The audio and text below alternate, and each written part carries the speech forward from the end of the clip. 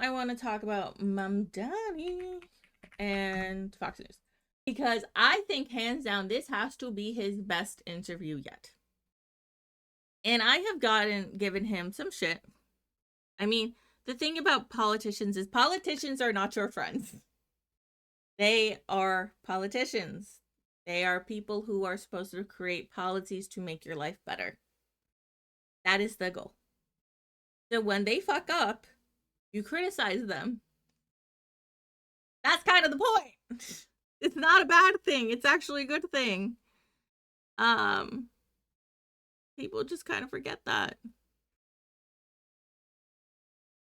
I'm sorry. Like, my eyes are really bothering me.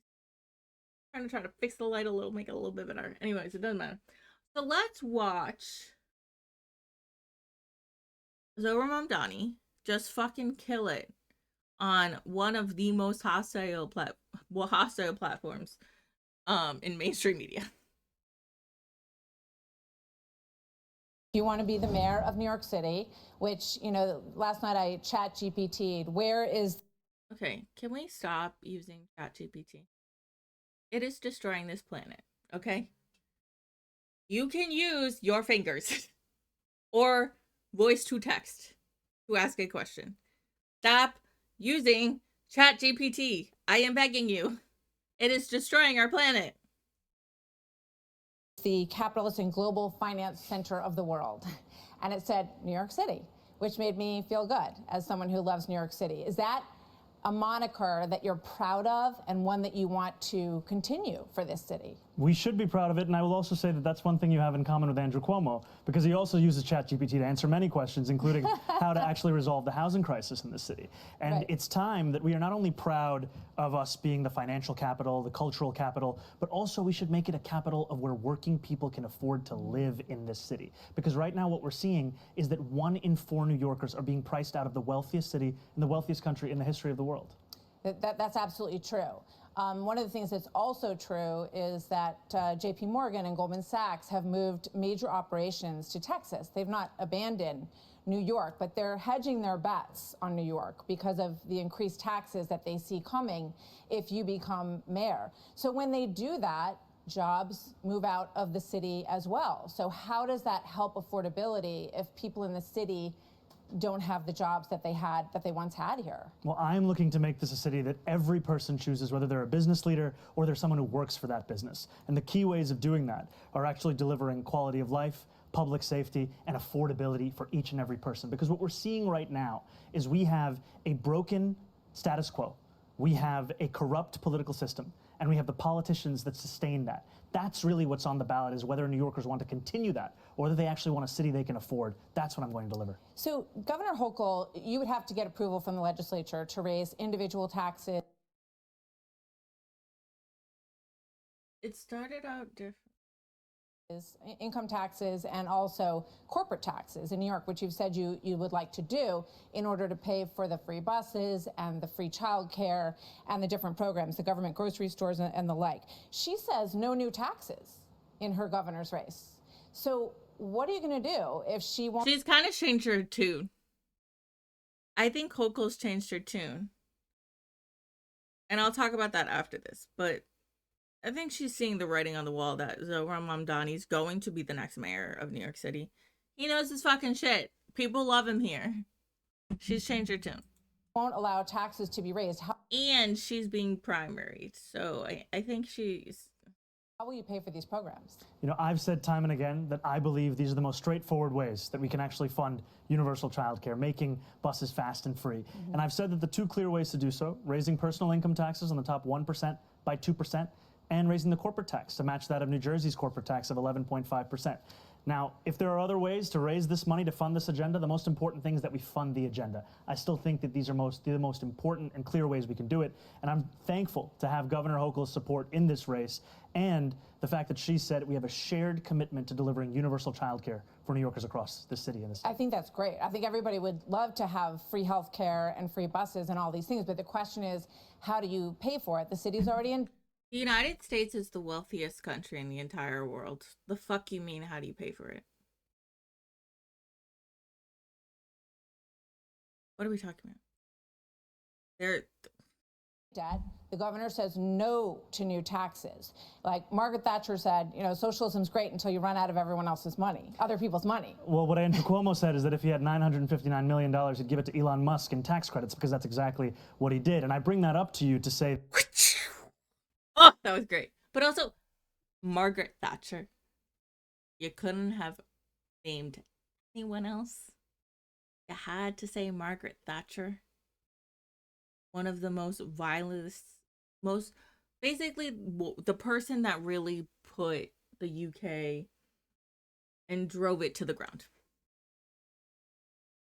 That it's often a question of whether you have the willingness to spend that money to benefit working class people, not where that money is in the first place. So what would you cut? What would you draw from to do it? I don't think we have to cut. I've spoken about raising taxes on the wealthiest. And frankly, this is an issue that we have here in New York City, and frankly, even across this country. When I've spoken to Trump voters right here in New York City, Hillside Avenue in Queens, Fordham Road in the Bronx, they've told me it was cost of living that drove them to vote for Donald Trump. They've told me it was a promise of a lower whether it be cheaper groceries, whether it be childcare, whether it be rent. Right. And what we're seeing time and time again is we're more focused on the question of billionaires and the most profitable corporations than we are on people who can't even afford to make ends meet in this city.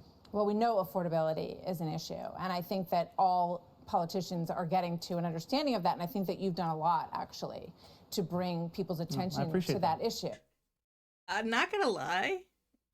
I was surprised how much she complimented him throughout this interview, because this is Fox News, okay?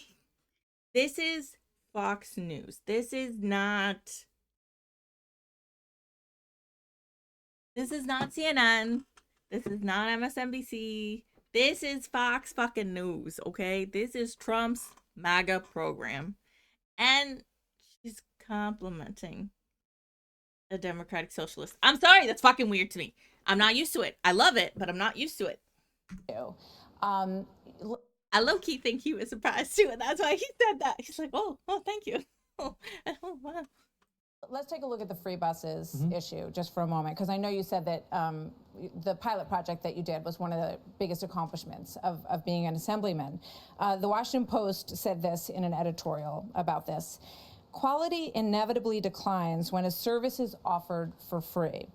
Vagrants and drug addicts would camp out all day on New York's buses, especially in the winter. Parents would grow afraid to let their children ride alone. Wealthier residents would find another way to get around, but poor New Yorkers who depend on the bus would suffer the most. What do you say to that? Do you agree with that? Well, I would say that they should actually look at the report of the 5 free buses we delivered across New York City. We didn't see an increase in homelessness. We did see an increase in New Yorkers riding the bus. We did see a decrease in assaults on bus drivers by 38.9%. And we also saw a decrease in New Yorkers who are having to take a cab or take their own car. They were actually getting on the bus. More than 10% of new riders were doing so. That's why we care so deeply about this, because of the fact that it can actually deliver economic, public safety, and even congestion relief to New Yorkers who are looking to take these buses. I know that you're turning 34 on Saturday, and I want to talk about your qualifications. Okay, this is the other thing. Trump didn't have qualifications either, and he's the president of the United States twice. Like, what fucking qualifications do you need to be a fucking mayor?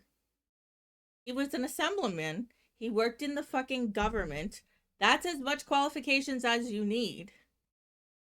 Well, you're really young. Okay.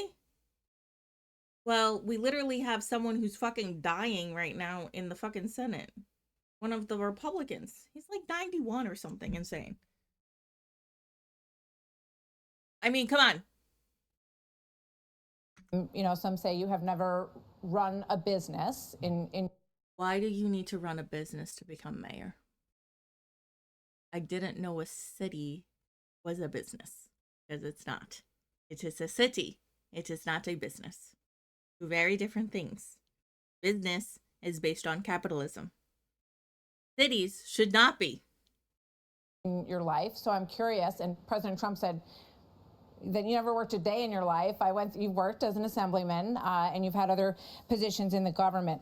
But what qualifies you from your life experience to run the largest city in the country? You know, I want to take this moment because you spoke about President Trump, and he may be watching right now, and I just want to speak directly to the president, which is that I will not be a mayor like Mayor Adams who will call you to figure out how to stay out of jail. I won't be a disgraced governor like Andrew Cuomo who will call you to ask how to win this election. I can do those things on my own. I will, however, be a mayor who is ready to speak at any time to lower the cost of living. That's the way that I'm going to lead this city. That's the partnership I want to build, not only with Washington, D.C., but anyone across this country. I think it's important because too often the focus on... God, that was fucking good. That was awesome. I'm gonna look you in your eyes right now. You and me, right here. I'm not gonna bend the knee like the other guy. And I know the one you're currently collaborating with right now against me. Not bending the knee. You're soon going to have to talk to me because I will be the next mayor of New York City. Chef's fucking kiss. On the needs of working class Americans, working class New Yorkers are put to the side as we talk more and more about the very kinds of corrupt politicians like Andrew Cuomo that delivered us into this kind of crisis. So the question I asked you was what specifically in your background gives you the confidence that you can run a $115 billion... It is not a business. It is a city. Okay? This is where capitalism has failed us. This is where neoliberalism has failed us. Why the fuck do we need a businessman or woman or person running a city?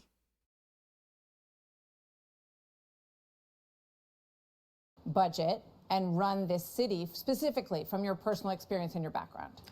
I've been a state assembly member here in New York City. I've represented 130,000 people in Queens. And in the time that I've done so, I've not only delivered more than $100 million in increased bus and subway service, I've also secured $500 million in debt relief for... Yeah. How much did Andrew Cuomo do? I mean, I don't know the answer. I haven't looked it up. I know he gave a lot of tax cuts to billionaires, and I know he harmed a lot of New Yorkers.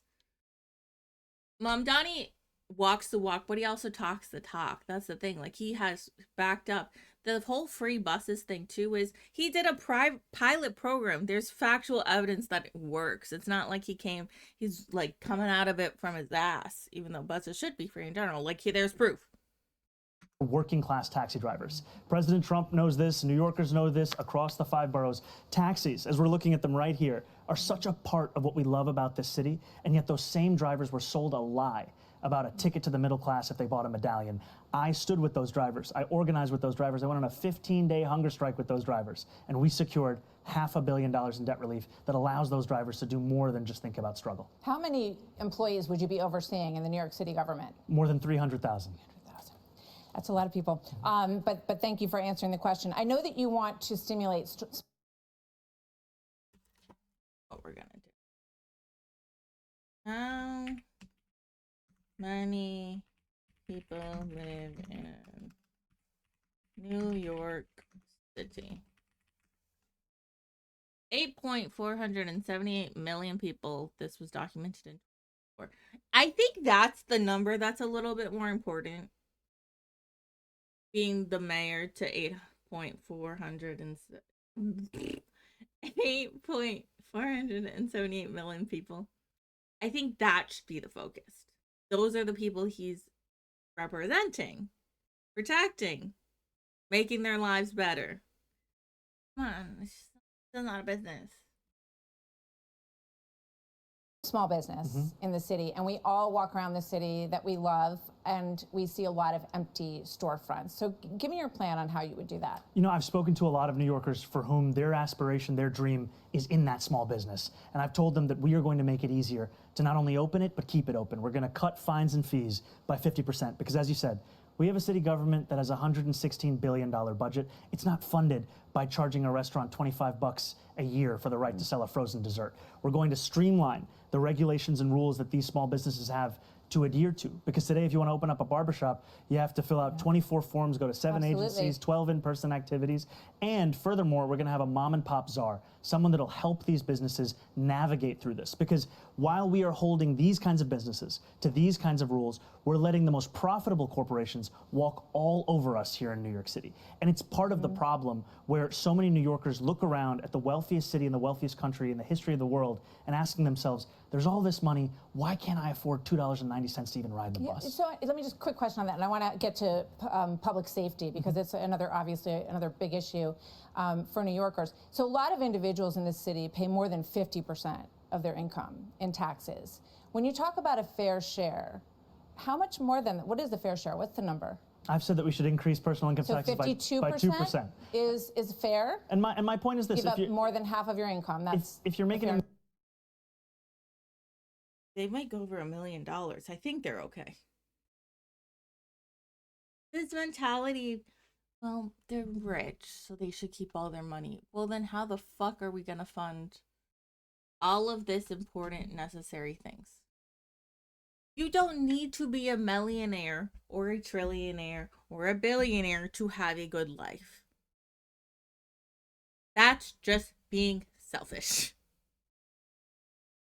The billionaires shouldn't exist. Trillionaires shouldn't fucking exist. Millionaires shouldn't exist, but they all fucking do.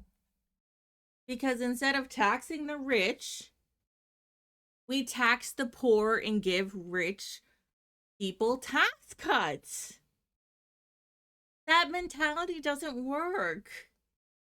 $1 million in New York City, or more than that, you can afford to pay 2%. Also, I'll let this before I go on my little tangent. More, and the reasons you can afford to do so is because that money will be used to better your quality of life as well. Yeah. Because when I speak to the wealthiest New Yorkers, I hear concerns about the cleanliness of the city, the quality of life in the city, questions of public safety. This money is the money that will be used to deliver on those things so that we can ensure that we have a return on investment for all of the money that we are raising and spending right here across the 5 boroughs. I want to talk to you about public safety and your relationship with the police. So just in terms of public safety, I want to go to an example first because Oh, okay. They didn't. New Jersey tax on rich. New Jersey, the state right next to it, literally is what he wants to do. So it's not like something that's out of his ass again. New Jersey wealthy residents pay a top income tax rate of 10.75% on earnings over $1 million, a rate enacted in 2022 as the Millionaires Act. Millionaires tax, by the way, who is President Donald Trump. The state also imposes a progressive mansion tax on residential real estate sales over $1 million, with higher rates on expensive properties. People continue to tell him, well, you're going to run people out of New York if you do this. Bitch, they're going to fucking New Jersey. They're paying it already. Okay?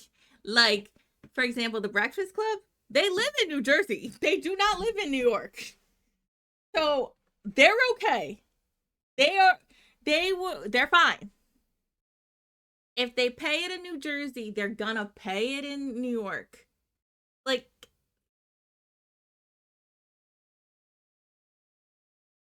hear from people that they don't feel safe walking home at night. There's drug addicts on the Okay.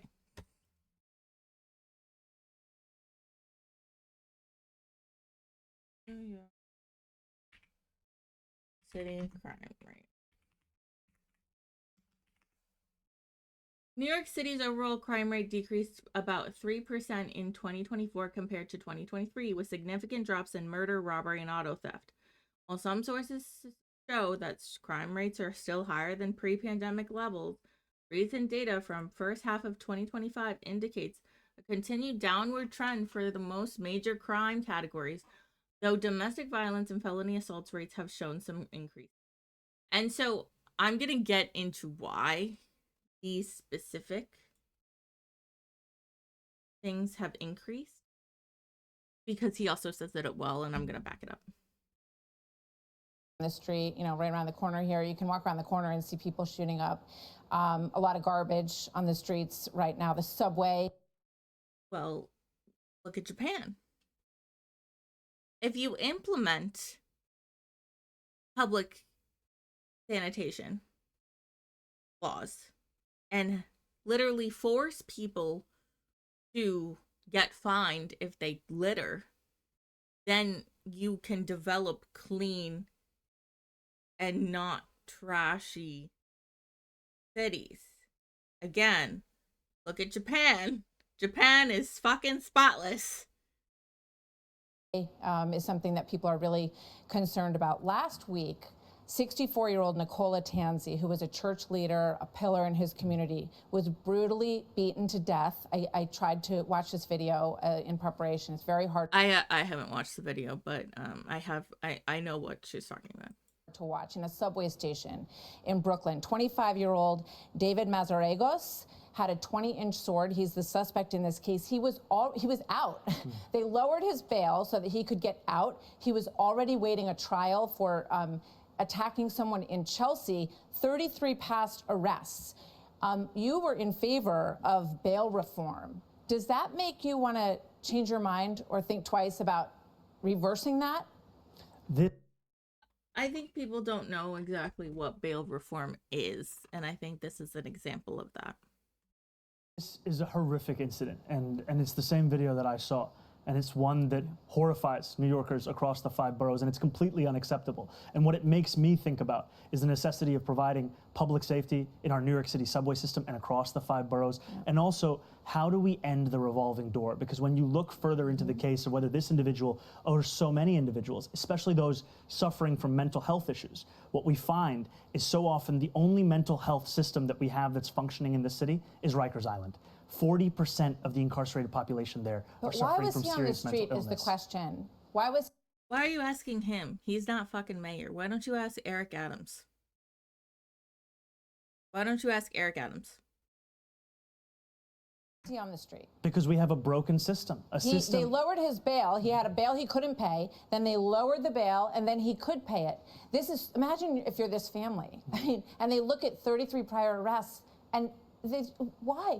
Why was this man on the street? What would stop him in your administration from being on the street? Because what we would do is actually address the systemic problems that would ensure that someone who goes through the system this many times is actually, his issues are addressed, the services are provided. Right now, all we have is going in and out, especially when it comes to mental health. I'll give you an example. Where would he be in your world? Where would he be? In a mental institution? He would. As a social worker, I literally was screaming when I heard her say this.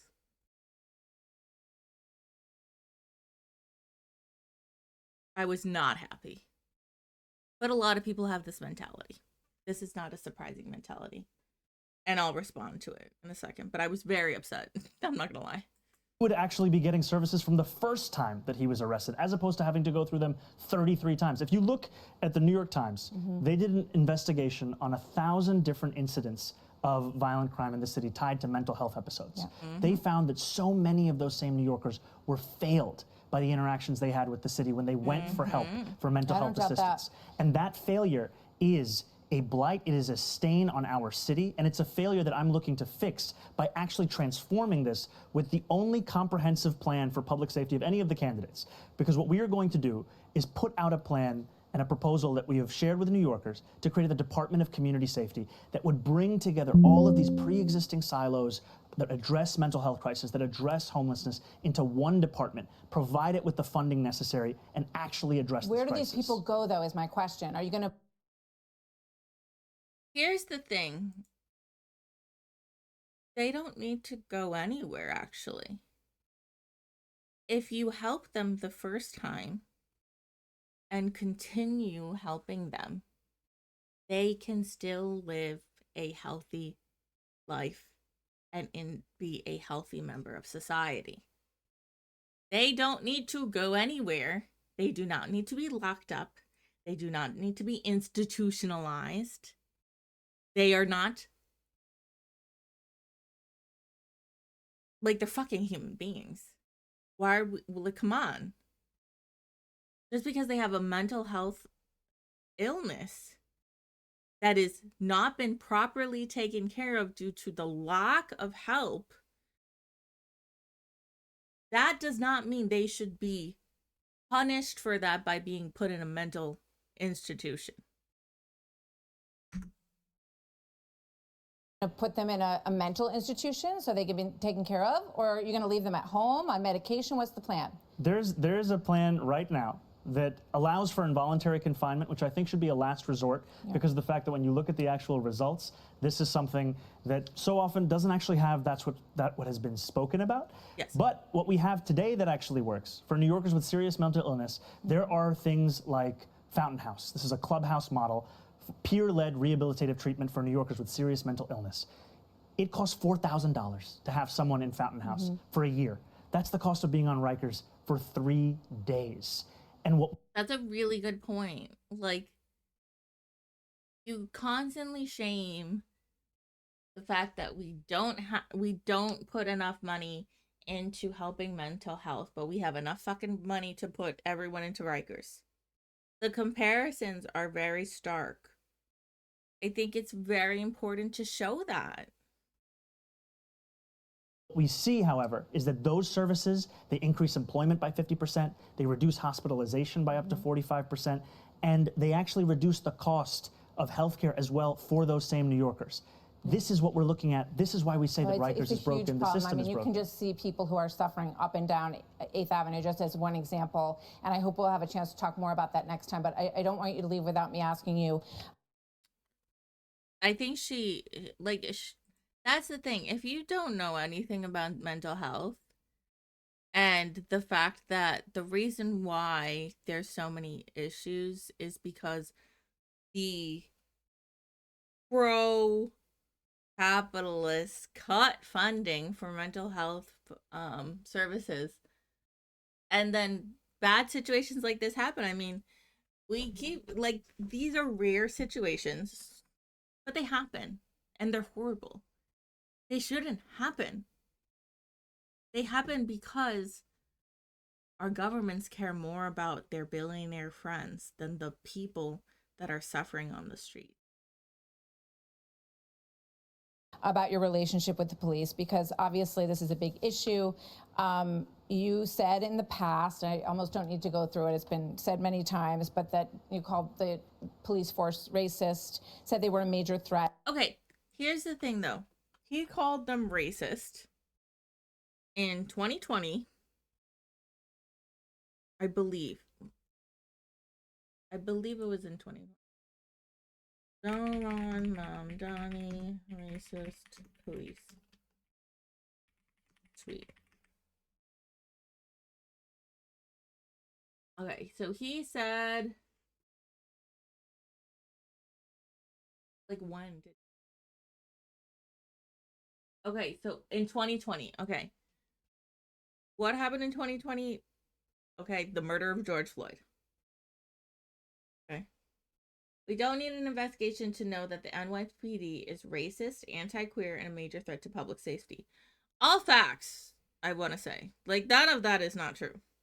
What we need is to defund the NYPD, but your deal with NYC mayor uses budget tricks, as many cops on as possible. Okay, I'm not reading this right. We don't need an investigation to know that the NYPD is racist, anti-queer, and major threat to public safety. What we need to is to defund the NYPD, but your deal with the NYC mayor uses budget tricks to keep as many cops as possible on the beat. No to fake cuts, defund the police. People were saying this like this. Everyone was talking. He's an activist. Of course, he was saying this in 2020. Context matters. To public safety, called them wicked and corrupt. And now the report that you apologized to 24 members of the NYPD. What did you say to them? I apologized for the language that I used, and I spoke to them about the fact that I want to work with them to deliver public safety. Because what we're seeing in the city right now is we're asking officers to do nearly everything we can think of. We used to ask officers to focus on serious crimes. Now we're asking them to focus also on the mental health crisis, to focus also on homelessness.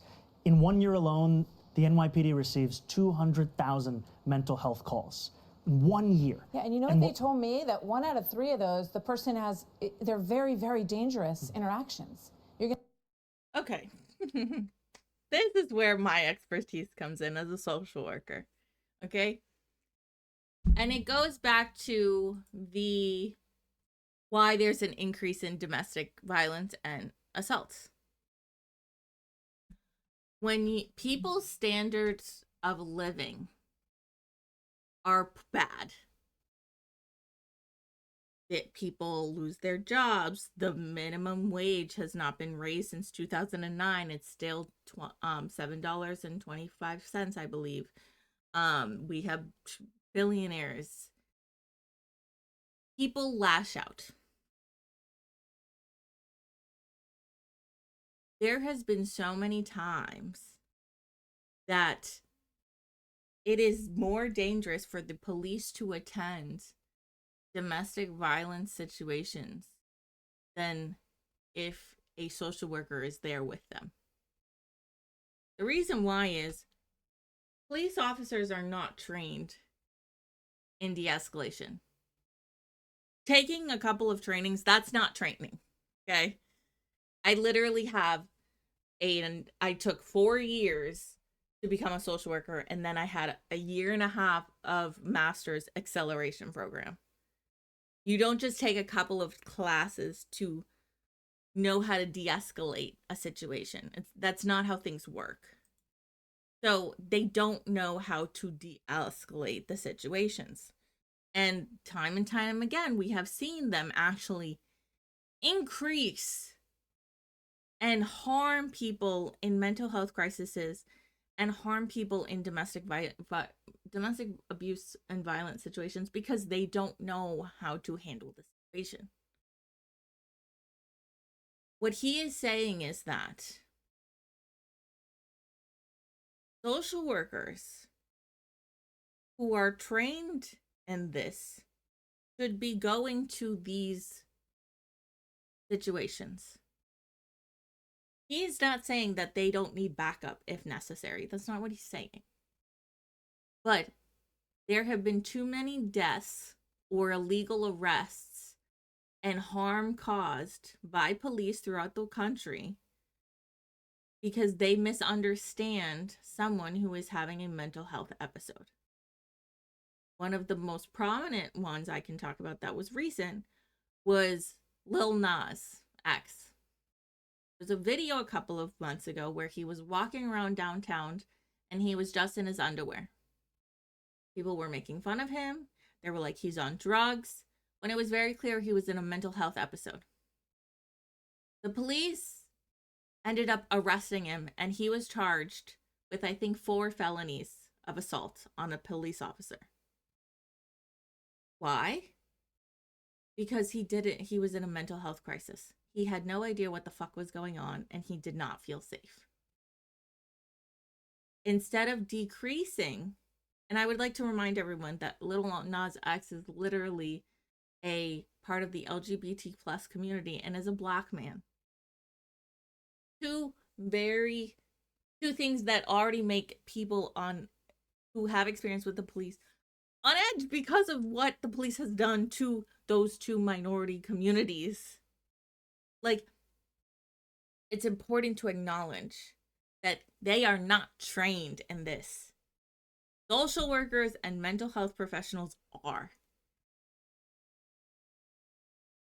And this mentality that having more police is helpful is not true. Because look at the fucking videos on the subway. They're playing fucking Candy Crush and twiddling their fucking thumbs. People are still jumping over the turntables because that's what we do. We pay for the turntables. That's the focus, the fucking turntables, and jump at the turntables rather than creating a harm reduction to stop people who do drugs on the street. We forget that. He does a very good job at explaining that. He does a very good job at explaining that people who have extremely hardships happen to them due to the way the government has created this world, whether it's no universal health care, people are losing their jobs left and right, the economy is terrible, groceries are high, our electricity bills are high, people lash out. if you have that understanding and if you have that training, being in these situations is a lot different. And he understands that, but I mean, I can go on this tangent for a while. You're going to send a social worker in there? You can always have a police officer actually come to address that. But look, you're saying 1 out of 3. 2 out of 3 times, if you don't need the police and you're sending them to do that, then why aren't you sending them to respond to shootings and murders?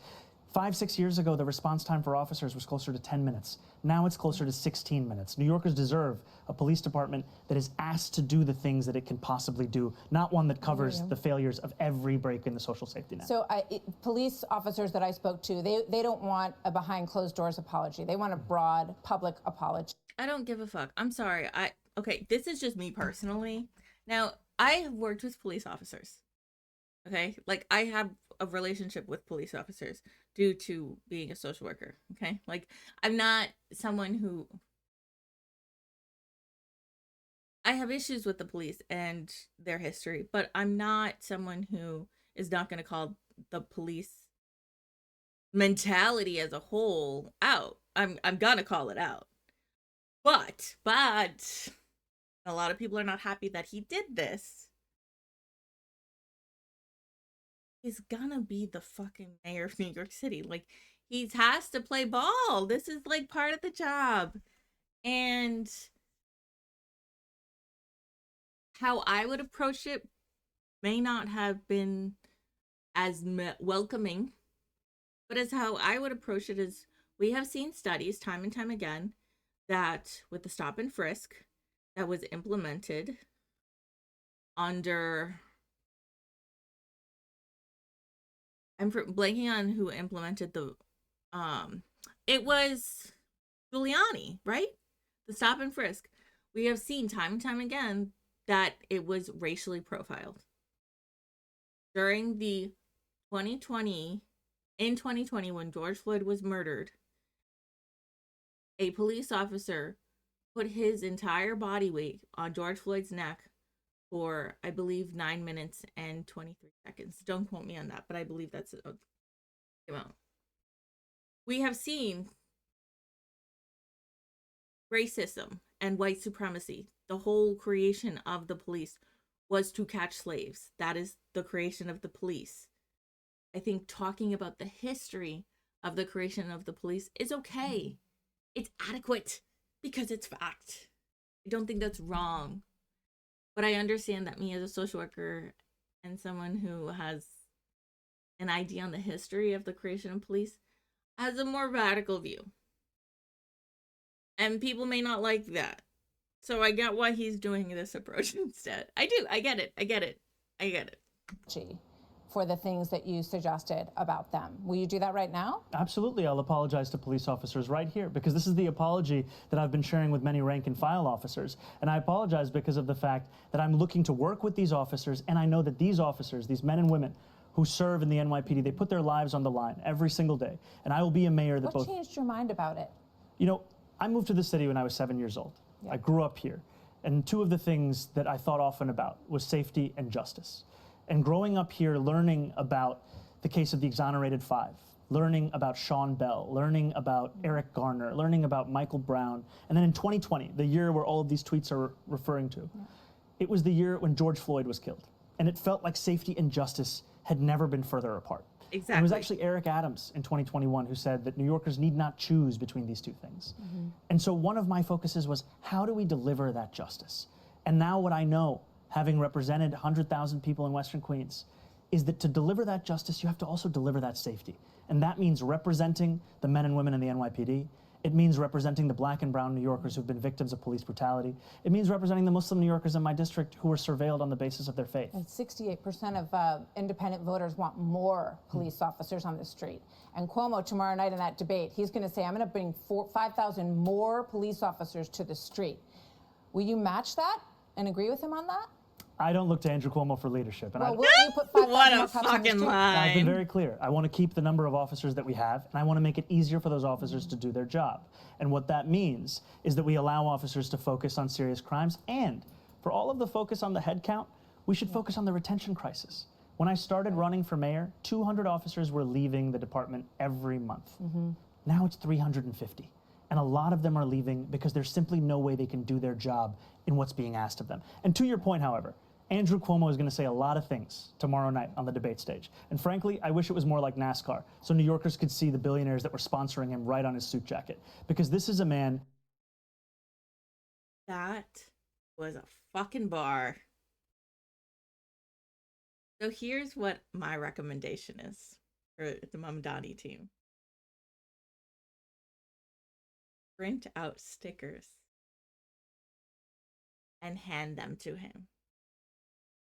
Of all of the billionaires and all the corporations and everyone.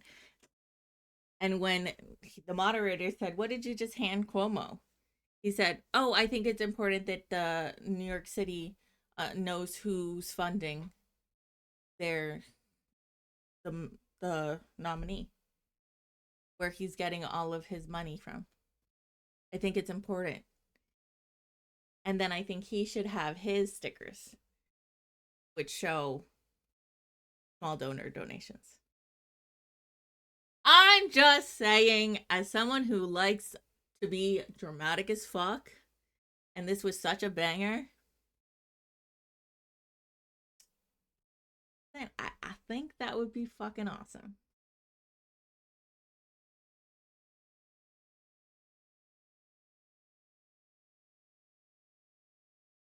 Who had 10 years. And I know now that it's politically convenient, he watches Fox News as well. So I'll just speak to him directly. Andrew, you had your chance to lead this state. You took that time to sell out working class New Yorkers to your billionaire donors. And instead of actually meeting the needs of people who couldn't afford to live in this city, you gave $959 million in tax breaks to Elon Musk. And now you want us to believe that we can't spend less money than that to make every bus fast and free in the same city. All right, I'm going to squeeze in two very quick ones here, Absolutely. if you can answer them quickly. Commissioner Tisch, you have suggested that you want her to stay. Have you asked her to stay, and has she said yes? Because I think that is one issue that would go a long way towards police retention. I've said that I appreciate Commissioner Tisch's record of uprooting corruption in the upper echelons of the NYPD. Yeah. I've appreciated her presiding over drops in crime across the city, and I continue to actively consider her to be my police commissioner. I haven't made any personnel commitments. Okay, so you don't want to ask her right now? No. That's the kind of conversation I would actually have in person, in private, not a politics of theater. Okay, it's an issue that a lot of people brought up with me when I told them I was going to be speaking with you. Last question, you want to have a World Cup czar. I know you're a huge soccer fan, Arsenal fan. I have a lot to learn about. We're humanizing. Fox News is humanizing a Muslim man who is a democratic socialist. I really think we're in Black Mirror. Like, I really do. Soccer, I'm happy to admit that. And I look happy to forward come to back and learning teach you more. about it. That would be great. What is this World Cup czar going to do for New York City business? The World Cup is the largest sporting event in the world.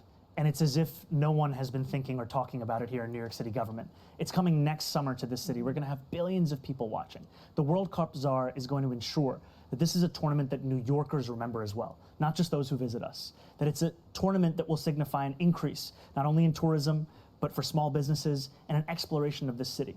Because for too long, we have had these kinds of opportunities that we've just passed up on. I mean, we recently had the 400th anniversary of New York City. Most people have no idea. Right, good point. Because the city didn't do anything about it. Well, you know, President Trump's going to make a huge deal out of the 250th anniversary of New York City. So maybe there's an example there. And he and his family, his son is a huge soccer fan. So would you welcome them to New York to enjoy the World Cup with you? I would welcome them to come to New York City and also to talk about how we can actually lower the cost of living, because that has to be the focus. And frankly, that's a promise that's been broken. It's time to fix it, and that's what I'm running to do. Zohran Mamdani, thank you very much. Pleasure to talk to you. Hope we can continue the conversation. We'll be watching the debate really closely tomorrow night and the whole race as we... Hey, Sean Hannity here.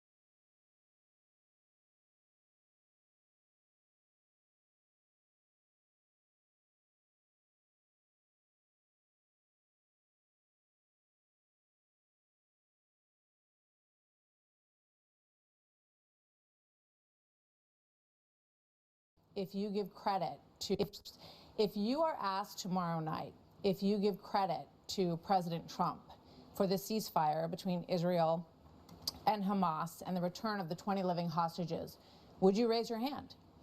You know, first I want to say it's a real pleasure to be here. Thank you for having me. And it's an honor to have this opportunity to speak to so many New Yorkers and Americans across the country. And when it comes to the ceasefire, I am thankful and I have hope that it will actually endure and that it will be lasting.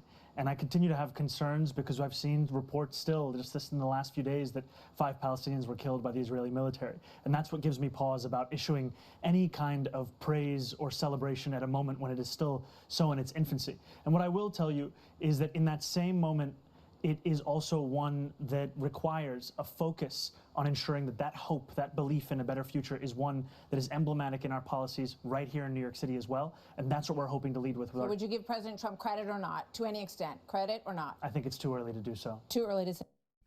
Yeah. Also, why do I need to give credit to him? He's a fucking fascist. But if it proves to be something that is lasting, something that is durable, then I think that that's where you give credit. Fair. Very fucking fair. So you've denounced Israel and the United States for the response to the slaughter on October the 7th. In fact, at times you've called it a lasting stain, the response, and at times you have left October 7th out of your statements completely around this issue. Right now, you just talked about Israelis killing some Palestinians, but Hamas is killing Palestinians. Okay. I don't know if she's talking about the people that Hamas murdered, who, like, the people that Hamas assassinated and / executed were ISIS affiliated backed people that Israel hired to murder a prominent Palestinian journalist. Is that who she's talking about? Because I know a lot of people are using that clip. As someone who is against the death penalty, like, I think it's important to add context, though. We're talking about? I don't know. Within Gaza, and they have not returned the bodies that they promised to return, including 2 Americans. So, Gaza is fucking demolished. Did you expect them to carry people's bones? I know this is graphic, but I'm so serious. Did you expect them to carry people's bones for 2 years of the genocide? Israel has bombed and completely destroyed 90% of Gaza. What did they expect? They wanted them to carry these dead people around. Like, I'm so serious. What did they expect? Also, I don't trust anything Israel said, but I think people need to, like, acknowledge that. You've been bombing them for 2 years, buddy. Itai Chen and Omer Nutra, whose families we have interviewed over these months. So what is your response to what Hamas is doing now? I think those are bodies and remains that should absolutely be returned. And I think that I have no issue with critiquing Hamas or the Israeli government, because my critiques all come from a place of universal human rights. And my focus, however, is right here in New York City and transforming the most expensive city in America into one that's affordable for each and every New Yorker. But, okay, I want to get to that, absolutely. But do you believe that Hamas should lay down their weapons and leave the leadership in Gaza? I believe that any future here in New York City is one that we have to make sure that's affordable for all. And as it pertains to Israel and Palestine, that we have to ensure that there is peace. And that is the future that we have to fight for. But you won't say that Hamas should lay down their arms. He's running to be the next mayor of New York City. He is not running to be the fucking mayor of Tel Aviv. Come on. Like, what are we doing? And give up leadership in Gaza. I don't really have opinions about the future of Hamas and Israel beyond the question of justice and safety and the fact that anything has to abide by international law. And that applies to Hamas, that applies to the Israeli military, applies to anyone you could ask me about. Okay.